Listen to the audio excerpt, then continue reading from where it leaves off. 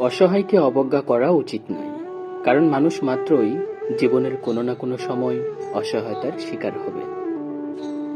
শক্তিশালী ব্যক্তি সে নয় যে কুস্তিতে জিতে, বরং প্রকৃত শক্তিশালী সে যে রাগের সময় নিজেকে নিয়ন্ত্রণ করে। প্রয়োজনের চেয়ে অতিরিক্ত যা কিছু সবই বিষ।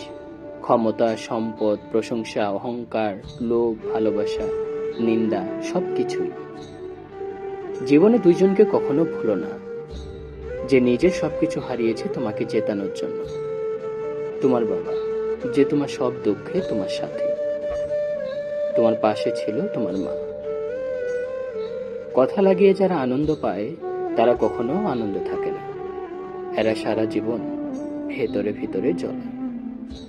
শূন্যতা বেশি দিন থাকে না, কেউ না কেউ এসে ঠিকই পূরণ করে দেবে। শুধু পড়ে থাকবে ভুলতে না পারা সেই স্মৃতিগুলো। নিজেকে নিচে নামিয়ে অন্যের পছন্দের হওয়ার চেয়ে আত্মসম্মান রক্ষা করাটা বেশি শ্রেয়। আপনি যেটাকে আপনার জীবনে শেষ ভাবছেন, সৃষ্টিকর্তা হয়তো ঠিক সেখান থেকেই আপনার জীবনটা শুরু করতে চান। খারাপ লাগলেও সত্যি এটাই, হিংসা ও ক্ষতি সবসময় কাছের মানুষরাই করে। স্বার্থ থাকলে অনেক কথা হয়, আর স্বার্থ শেষ হয়ে গেলে চেনার জন্য আবার নতুন করে পরিচয় দিতে হয়। তুমি একজন মন্দ লোকের সাথে কখনো তর্কে জিততে পারবে না।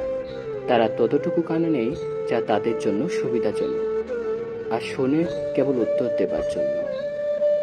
অযত্নে মানুষ নষ্ট হয় কিন্তু মরে না, তবে অবহেলায় মানুষ ভিতর থেকে মরে যায়। জন্মের পর থেকে আমরা ধীরে ধীরে হারাতে শিখি, কখনো মানুষ, কখনো প্রিয় স্বপ্ন, কখনো আপন ইচ্ছেগুলো। শেষ পর্যন্ত আমরা নিজেকেই হারিয়ে ফেলি।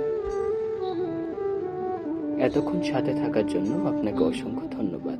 তবে হ্যাঁ, কথাগুলো আপনার কেমন লাগলো তা কমেন্ট করে অবশ্যই জানাবেন। আর যদি আমাদের চ্যানেলে নতুন হয়ে থাকেন তাহলে সাবস্ক্রাইব করে পাশে থাকবেন। ধন্যবাদ।